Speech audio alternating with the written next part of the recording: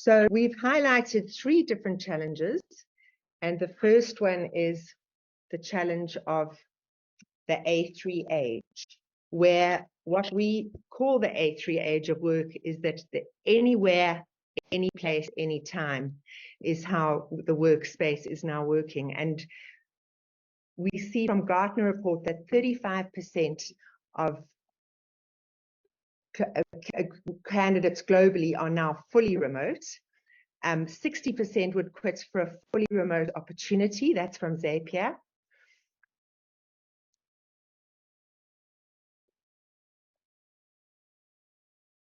So the whole new thing is around these digital nomads. So we even find in France and in Germany, the French and the Germans are coming to live in Hout Bay and Cape Town, but still working for companies abroad. And literally there is this new age of boundaryless recruitment. So honestly, it's very, very important to know that even if you've just cracked the hybrid right now, actually that it's important that we do embrace this fully remote.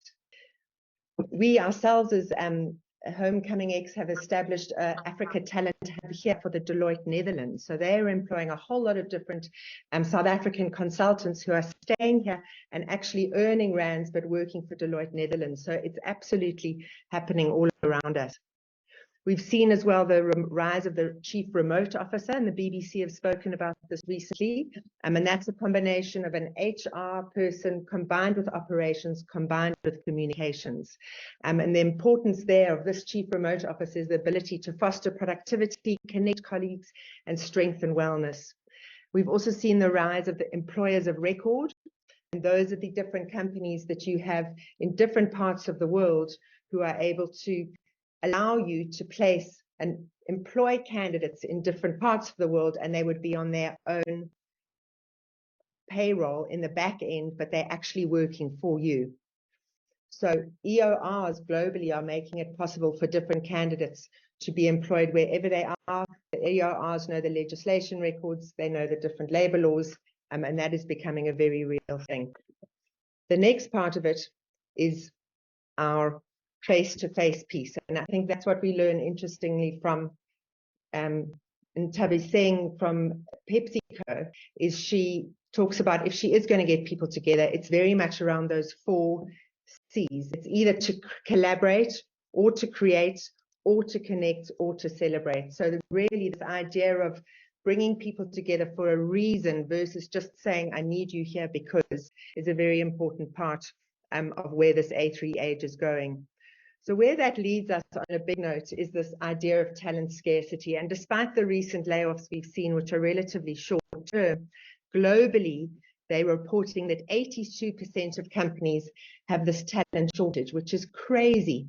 They're talking, the reasons are low fertility, an aging population globally, the age of digitization, obviously needing these skills, more and more candidates wanting a part-time preference, and the power shift has definitely started to move, or at least equalize, from the person must fit the role to the role must fit the person. So it's a very important in this talent scarce age to acknowledge and see this power shift. Gone are the days when there's the interviewer looking down on the interviewee and saying, well, tell me where you want to be in 5 years' time, and the interviewee now is being able to say, well, what do you have for me in 5 years' time? And we just heard a comment this morning about, somebody posted, well, my employer to be wants to have 3 references of my past employers. I'd actually like to have 3 references from their current employees.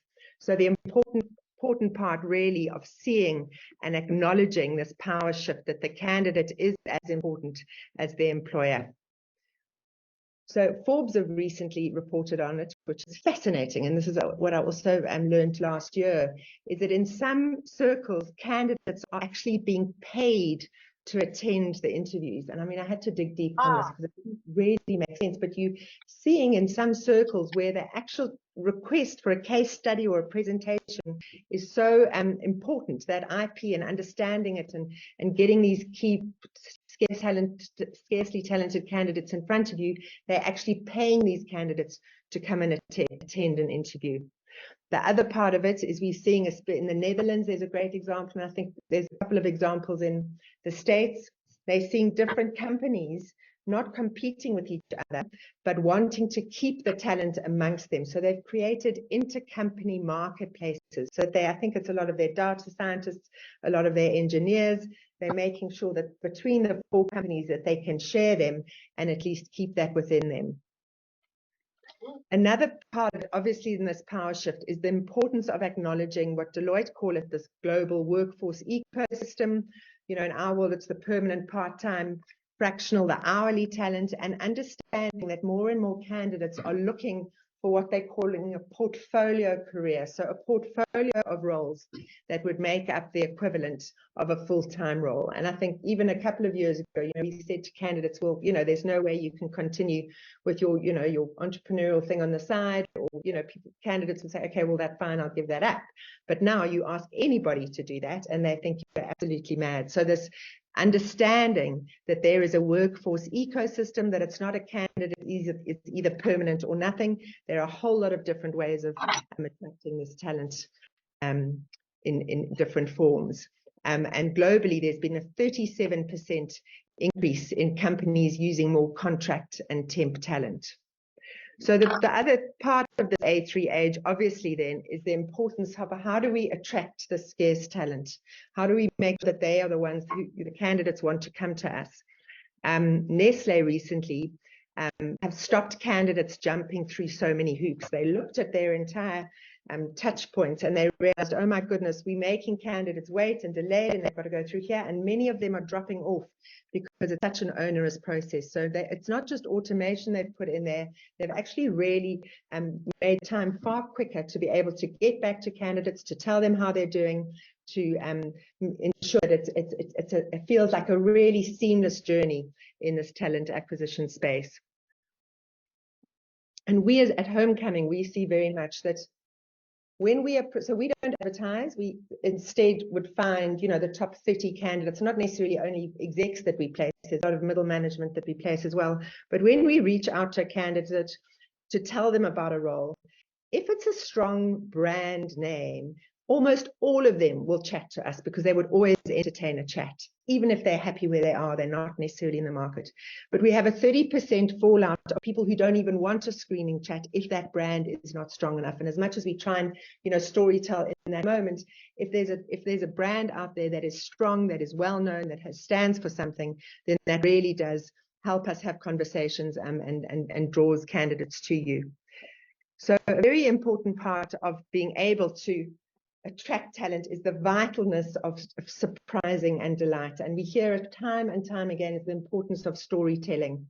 We had a candidate recruitment event for Microsoft, and their whole video it wasn't about the benefits and what you do and the day-to-day. It was about these baby elephants that they were tagging, and that's how they were, you know, saving the elephants in a beautiful part of the continent. And it stuck with people and it stayed with people. And it was a very, very simple story to show the capability of what Microsoft could do. Also, there's such an opportunity in enticing job descriptions. You know, so many job descriptions talk about, this is the name of the role, the ideal candidate should, just even easily say, you know, instead of saying the ideal candidate, rather saying you could be this. You know, there's some lovely examples of, you know, at this company, there's no corporate nonsense and no old-fashioned hierarchy. And obviously, it depends on your own company brand, your own company narrative. But there is such a massive opportunity to bring your own unique company tone of voice into job description. So even if people aren't in the market, even if they're going to read a little bit, they're starting to get a real flavor of what your employer brand is. Also, very, very important part about being welcoming and hospitable. And it really should be so easy. You know, even if you're interviewing a candidate, you realize they're wrong, there are very gracious ways of being able to cut that short, leave them feeling good so that they can still go out and, you know, say good things about your brands, but not underestimating that any interaction you have with anybody has a lasting effect on your brand in the wider world. There's a lovely example from Hastings Beds. So they're an American company, and they were trying to attract a top chief sales officer from Sealy Posturepedic. And they flew her in, They put her up in a Hastings bed, and they went out of their way to make her feel so welcomed. And she actually joined them. She took a less of a remuneration package because she could see the upside, and she really liked what they stood for. So this idea of, that whole attraction piece, being very welcome and hospitable, is vital. And then also clear and timely communication. And, we can't afford any more to let candidates hang or to ghost them. And the point is, even if we don't have news, that is still news. So finding ways to still touch base. Hi, we're letting you know we don't have any news yet, but hope you have a good weekend. Or hi, touching base. I hope the weather's warm enough for you wherever you are. We'll hopefully get back to you next week. So just touching base, making sure that those candidates are warm and engaged through the process.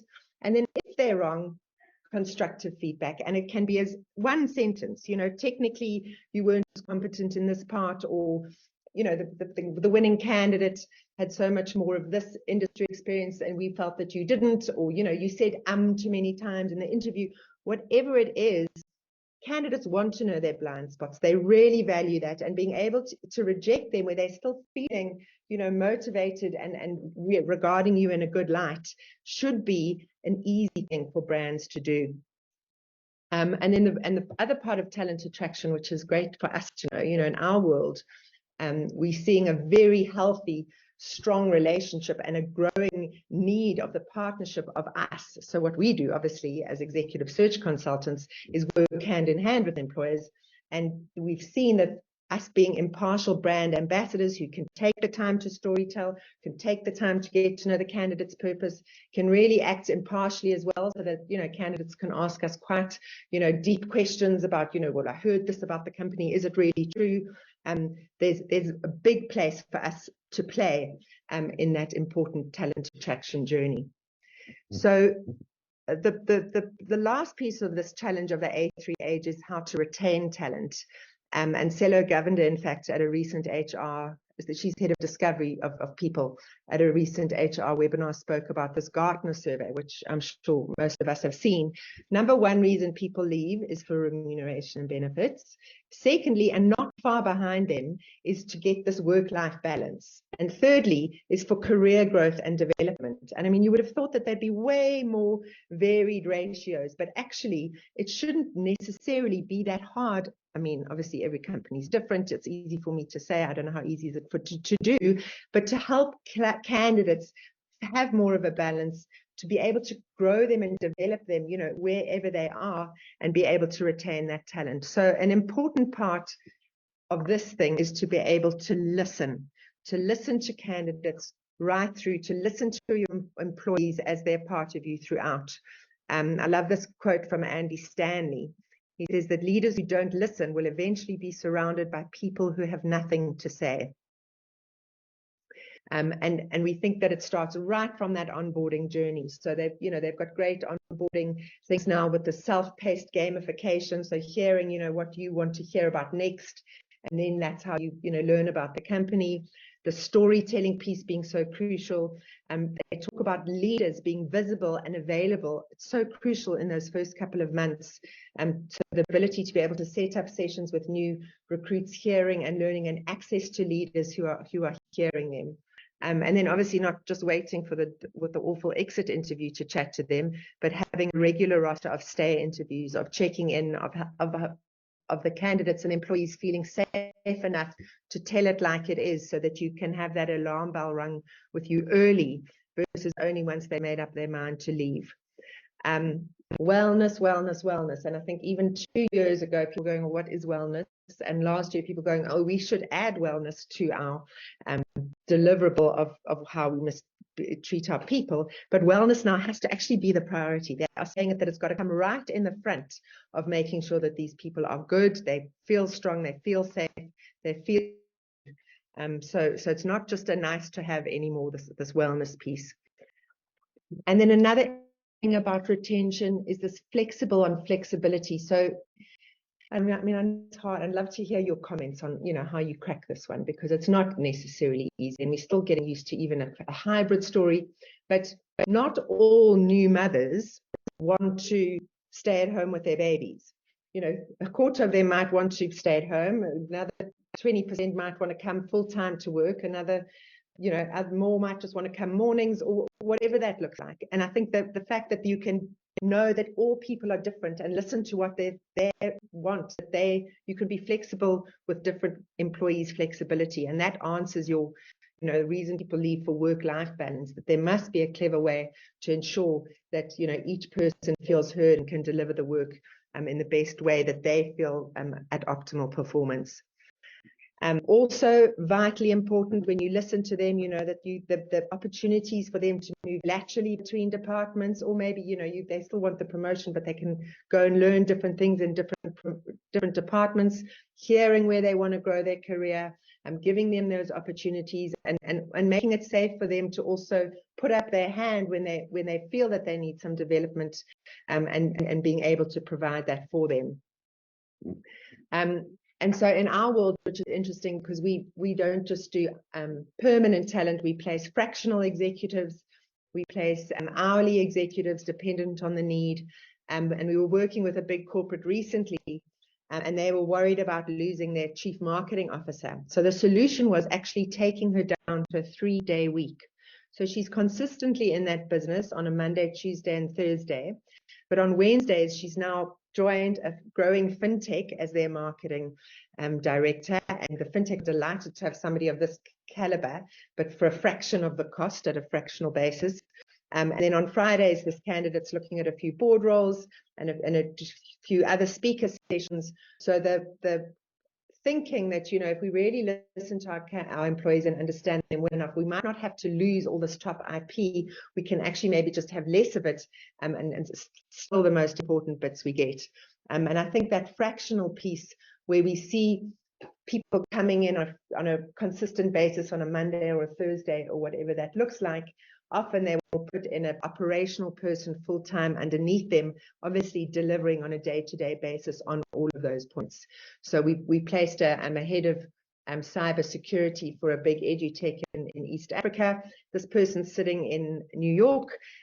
He speaks Swahili. He understands the complete environment in East Africa. He's remotely in that business 2 days a week, and he's able to bring all those latest cyber insights into that business.